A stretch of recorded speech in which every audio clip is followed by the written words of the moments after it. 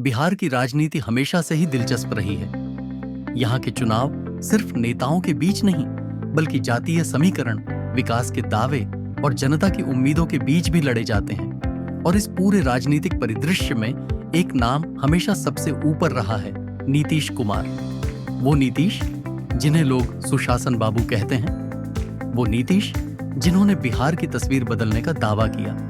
लेकिन अब 2025 के चुनाव करीब हैं और सबसे बड़ा सवाल यह है कि नीतीश कुमार दोबारा चुनाव जीतने के लिए क्या प्लान बना रहे हैं। पृष्ठभूमि, नीतीश कुमार और बिहार की राजनीति। नीतीश कुमार का राजनीतिक सफर बिहार की राजनीति की तरह ही उतार चढ़ाव से भरा रहा है। कभी लालू यादव के साथ समाजवादी राजनीति की पगडंडी पर चले, फिर अलग होकर अपनी party Janata Dal United JDU बनाई, भाजपा के साथ गठबंधन किया, फिर अलग हुए और कई बार पाला बदलते हुए भी खुद को सत्ता में बनाए रखा। उनकी पहचान एक ऐसे नेता की रही है जो गठबंधन प्रबंधन, कोalition मैनेजमेंट में माहिर है। लेकिन इस बार हालात पहले से ज्यादा कठिन है। जनता की नाराजगी, बेरोजगारी, शराबबंदी पर सवाल और जातीय राजनीति का बदलता स्वरूप सब मिलकर उन्हें चुनौती दे रहे हैं। इसीलिए नीतीश कुमार ने 2025 का चुनाव जीतने के लिए कई रणनीतिक और योजनाबद्ध कदम उठाए हैं। पहला प्लान, रोजगार और युवाओं को साधना। बिहार में सबसे बड़ी समस्या है बेरोजगारी। हर चुनाव में यह मुद्दा उठता है और इस बार नीतीश कुमार ने इसे सबसे बड़े वादे के रूप में पेश किया है। उन्होंने दावा किया है कि अगले 5 सालों में 1 करोड़ युवाओं को रोजगार या स्वरोजगार उपलब्ध कराएंगे।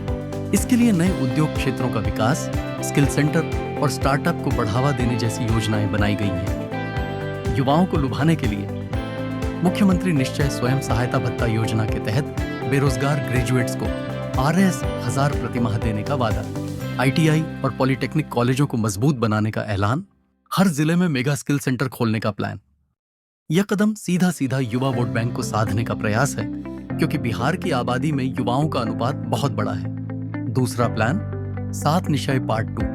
2015 में नीतीश कुमार ने 7 निश्चय योजना का ऐलान किया था, जिसने उन्हें बड़ी जीत दिलाई। इसमें बिजली, पानी, सड़क, शिक्षा, रोजगार और महिलाओं के सशक्तिकरण जैसी योजनाएं शामिल थीं। अब 2025 के चुनाव में वे लेकर आए हैं 7 निश्चय भाग 2। इसमें प्रमुख वादे हैं, हर घर तक शुद्ध नल का पानी, हर गली पोखर तक पक्की नाली सड़क, हर जिले में मेगा स्किल सेंटर, महिलाओं के लिए स्टार्टअप ग्रांट और आसान आहरण, बेरोजगार युवाओं के लिए मासिक सहायता, आधुनिक तकनीकी शिक्षा, गांव-गांव तक स्वास्थ्य सुविधाओं का विस्तार। ये वादे सीधा जनता की जरूरतों से जुड़े हैं और नीतीश जानते हैं कि ग्राउंड लेवल पर विकास के वादे वोट में बदलते हैं। तीसरा प्लान, सामाजिक कल्याण और पेंशन बढ़ाना। बिहार की राजनीति में गरीब, बुजुर्ग और महिलाएं हमेशा निर्णायक भूमिका निभाती हैं। इसीलिए नीतीश कुमार ने चुनाव से पहले बड़ा कदम उठाया। बुजुर्ग, विधवा और विकलांग पेंशन को 400 से बढ़ाकर 1100 प्रति माह कर दिया। महिलाओं के लिए स्वयं सहायता समूह को मजबूत किया गया। हर गरीब परिवार तक पक्का घर और निःशुल्क राशन जैसी योजनाओं को तेज करने का ऐलान। ये फैसले गरीब वर्ग को सीधा नीतीश के पक्ष में खड़ा करने का प्रयास है। चौथा प्लान, महिलाओं को सशक्त बनाना। नीतीश कुमार की राजनीति का एक बड़ा आधार रहा है महिलाएं। पंचायत चुनावों में 50% आरक्षण, सरकारी नौकरियों में 35% आरक्षण और लड़कियों की पढ़ाई के लिए साइकिल योजना जैसी योजनाएं उन्होंने पहले ही दी थी। अब 2025 में महिलाओं को रोजगार और उद्यमिता के लिए ब्याज मुक्त आहरण देने का वादा, स्वयं सहायता समूहों को बड़ा पूंजी फंड, ग्रामीण महिलाओं के लिए स्किल ट्रेनिंग। नीतीश जानते हैं कि बिहार में महिला वोटर पुरुषों से ज्यादा संख्या में मतदान करती हैं और उन्हें साधे बिना सत्ता में वापसी कठिन है। पांचवा प्लान, जातीय समीकरण और गठबंधन राजनीति। बिहार का चुनाव सिर्फ योजनाओं से नहीं जीता जाता, बल्कि जातीय गणित से तय होता है। नीतीश कुमार कुर्मी जाति से आते हैं, जो राज्य की कुल आबादी का लगभग 3% है। लेकिन उनकी पकड़ हमेशा महादलितों, अति पिछड़ों और महिलाओं पर रही है। 2025 में उनकी रणनीति है NDA, Bhajpa plus JDU plus सहयोगी दलों को एकजुट रखना, भाजपा के वोट बैंक यानी सवर्ण और शहरी वोट को साथ लाना, खुद अति पिछड़ा वर्ग EBC और महिला वोटर को अपने पाले में करना। उनका दावा है कि एनडीए इस बार 243 सीटों में से 220 प्लस सीटें जीत सकता है। छठा plan, Bihar 2025 vision document. Nitish Kumar ने एक और बड़ी रणनीति अपनाई है, जन भागीदारी। उन्होंने बिहार 2025 नाम से एक कैंपेन शुरू किया है। इसमें जनता से राय ली जा रही है कि वे अगले 10 साल में बिहार को कैसा देखना चाहते हैं। इन सुझावों के आधार पर विकास का रोड मैप तैयार होगा। यह कदम नीतीश को लोगों की आवाज सुनने वाले नेता की छवि देता है, जो चुनाव में बहुत काम आ सकता है। सातवां प्लान, विपक्ष को मात देने की रणनीति।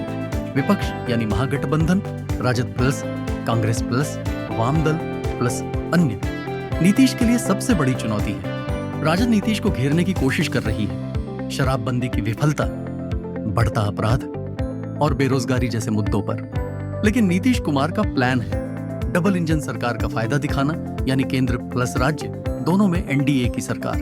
हर बड़ी योजना में मोदी प्लस नीतीश की संयुक्त ब्रांडिंग करना। चुनाव प्रचार में भाजपा का संगठन और नीतीश की साख दोनों का इस्तेमाल। आठवां प्लान, चुनावी प्रचार और नैरेटिव। नीतीश कुमार की छवि एक ईमानदार और सादगीपूर्ण नेता की रही।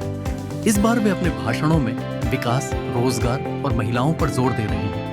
टीवी, सोशल मीडिया और गांव-गांव बैठकों में सुशासन की गारंटी का प्रचार किया जा रहा है। मोदी फैक्टर का सहारा भी लिया जाएगा ताकि भाजपा का वोट पूरी तरह एनडीए की तरफ आए। नौवां प्लान, शराबबंदी पर डैमेज कंट्रोल। शराबबंदी नीतीश कुमार का सबसे विवादित फैसला रहा है। एक ओर महिलाओं ने इसका स्वागत किया, तो दूसरी ओर तस्करी, जहरीली शराब और पुलिस भ्रष्टाचार ने इसे सवालों के घेरे में डाल दिया। 2024 के चुनाव से पहले नीतीश ने इसका डैमेज कंट्रोल करने की कोशिश की है। शराबबंदी के फायदे गिनाना, महिलाओं को सामने लाकर बताना कि इस फैसले से परिवार बचा, और कानून को और सख्त बनाने का ऐलान। 10वां प्लान, सुशासन बाबू की छवि को जीवित रखना।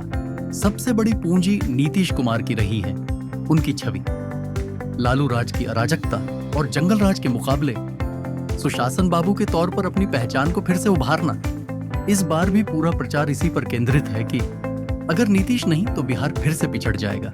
एनडीए ही विकास और स्थिरता ला सकता है। बिहार के चुनाव का खेल बहुत पेचीदा है। नीतीश कुमार ने रोजगार से लेकर महिलाओं तक और गरीबों से लेकर युवाओं तक हर वर्ग को साधने की कोशिश की है।